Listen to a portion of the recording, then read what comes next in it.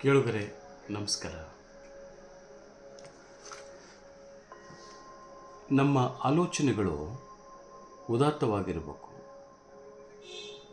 ಮತ್ತು ಸಮಾಜಮುಖಿಯಾಗಿರಬೇಕು.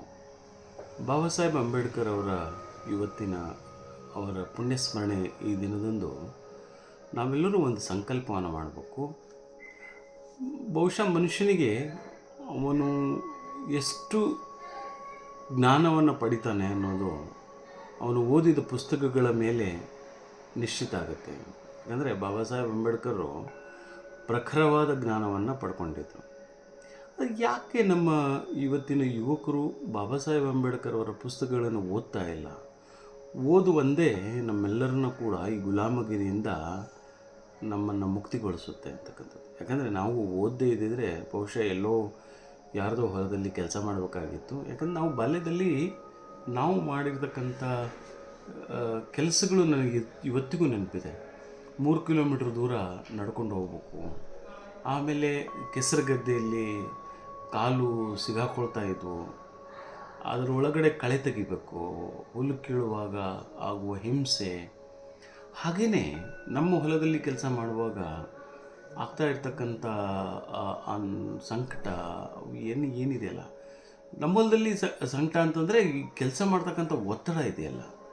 ಸೊ ಬಹುಶಃ ಎಲ್ಲೋ ಒಂದು ಕಡೆಗೆ ನನಗೆ ಇಲ್ಲ, ನಾವು ಓದಲೇಬೇಕು, ನಾನು ಏನಾದರೂ ಒಂದಿಷ್ಟು ಸಾಧನೆ ಮಾಡಲೇಬೇಕು ಅಂತಕ್ಕಂಥ ಒಂದು ದೃಢ ನಿಶ್ಚಯ ತಗೊಳ್ಳೋದಕ್ಕೆ ಸಹಕಾರಿಯಾಯಿತು ಅಂತಕ್ಕಂಥದ್ದು. ರಾತ್ರಿ ನಿರವತೆಯೊಳಗೆ ಒಬ್ಬನೇ ವ್ಯಕ್ತಿ ಹೊಲದಲ್ಲಿ ನೀರು ಕಟ್ಟೋ ಸಂದರ್ಭದಲ್ಲಿ ಅವನು ಅನುಭವಿಸುವ ಆ ತಳಮಳ ಏನಿದೆಯಲ್ಲ, ಅನುಭವಿಸುವ ಸಂಕಷ್ಟ ಏನಿದೆಯಲ್ಲ, ಬಹುಶಃ ಅಲ್ಲಿ ಏನಿದೆ, ಹಾವಿದೆಯೋ ಚೇಳಿದೆಯೋ ಹೊಲದಲ್ಲಿ, ಕತ್ತಲೊಳಗೆ ಏನೂ ಕಾಣೋದಿಲ್ಲ. ಈಗಾದರೂ ಒಂದಿಷ್ಟು ಬ್ಯಾಟ್ರಿಗಳು ಬಂದಿದ್ದಾವೆ, ಈಗಾದರೂ ಒಂದಿಷ್ಟು ಹೊಸ ಆಧುನಿಕ ಸಲಕರಣೆಗಳು ನಮಗೆ ಸಿಗ್ತಾ ಇದ್ದಾವೆ. ಸೊ ಏನೂ ಇಲ್ಲದ ಕಾಲದಲ್ಲಿ ನಮ್ಮ ಅಣ್ಣಂದರು ಮಾಡಿರ್ತಕ್ಕಂಥ ಕೆಲಸಗಳು ನಮಗೆ ಒಂದಿಷ್ಟು ಮಾದರಿಯಾದವು ಮತ್ತು ನಮ್ಮನ್ನು ಓದೋದಕ್ಕೆ ಪ್ರೇರೇಪಣೆ ಕೊಟ್ಟವು ಅಂತಕ್ಕಂಥದ್ದು. ಹಾಗಾಗಿ ಸೊ ಓದು ಭಾಳ ಮುಖ್ಯ. ಪ್ರತಿಯೊಬ್ಬರಿಗೂ ಕೂಡ ಓದು ಭಾಳ ಮುಖ್ಯ. ನನ್ನ ಬದುಕು ಹೀಗೆ ಇರುತ್ತೆ ಅಂತಕ್ಕಂಥ ನಿಶ್ಚಿತೆ ಇಲ್ಲ ನಮ್ಮ ಯಾರಿಗೂ ಕೂಡ. ಅದನ್ನು ಯಾಕೆ ನಮ್ಮ ಯುವಕರು ಅದನ್ನು ತಿಳ್ಕೊಳ್ತಾ ಇಲ್ಲ?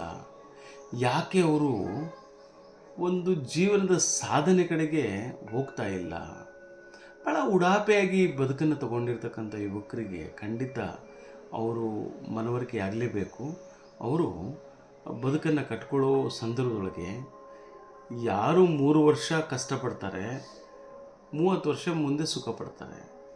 ಯಾರು 1 ವರ್ಷ ಸುದೀರ್ಘವಾಗಿ ಅಧ್ಯಯನವನ್ನು ಮಾಡಿಕೊಂಡು ಓದನ್ನು ಮಾಡಿಕೊಂಡು ಈ ಮೊಬೈಲನ್ನು ಪಡಂಭೂತದಿಂದ ದೂರ ಇತ್ತು, ಯಾರು ನೀವು ಓದಿ ವಿಚಾರವನ್ನು ಬೆಳೆಸ್ಕೋತೀರಾ, ಪರೀಕ್ಷೆಗಳನ್ನು ಬರೀತೀರಾ, ಖಂಡಿತ ನೀವು ಯಾವ ಅಡೆತಡೆ ಇಲ್ಲದೆ ನೌಕರಿಯನ್ನು ಪಡ್ಕೋತೀರಾ ಅಂತಕ್ಕಂಥದ್ದು. ಹಾಗಾಗಿ ಬಾಬಾ ಸಾಹೇಬ್ ನಮಗೆ ಮಾದರಿ ಆಗಬೇಕು, ಬುದ್ಧ ನಮಗೆ ಮಾದರಿ ಆಗಬೇಕು, ಬಸವೇಶ್ವರರು ನಮಗೆ ಮಾದರಿ ಆಗಬೇಕು, ನಮ್ಮ ಬದುಕೆ ಇವತ್ತು ನಮಗೆ ಮಾದರಿ ಆಗಬೇಕು ಅಂತಕ್ಕಂಥದ್ದು.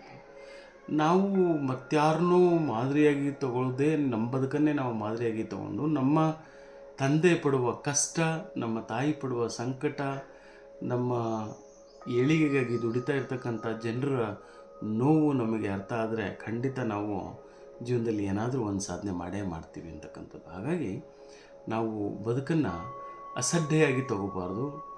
ಪ್ರತಿಯೊಬ್ಬ ಯುವಕರು ಭಾರತದ 143 ಕೋಟಿ ಜನರಲ್ಲಿ ಒಂದು ಅಪ್ಲಿಕೇಶನ್ನಿಗೆ 1 ಲಕ್ಷ, ಒಂದು ಪೋಸ್ಟಿಗೆ 1 ಲಕ್ಷ ಅಪ್ಲಿಕೇಶನ್ ಬರ್ತಾ ಇರ್ತಕ್ಕಂಥ ಈ ಸಂದರ್ಭದಲ್ಲಿ ನಾವು 10ರಲ್ಲಿ 1 ಅಲ್ಲ, ಲಕ್ಷದಲ್ಲಿ 1 ಆಗಬೇಕು. ಆ ಕಾಂಪಿಟೇಷನನ್ನು ನಾವು ಎದುರಿಸೋದಕ್ಕೆ ಅಣಿಯಾಗಬೇಕು ಅಂತಕ್ಕಂಥದ್ದೇ ನಮ್ಮೆಲ್ಲರ ಆಶೆ ಆಗಬೇಕು ಅಂತಕ್ಕಂಥದ್ದು.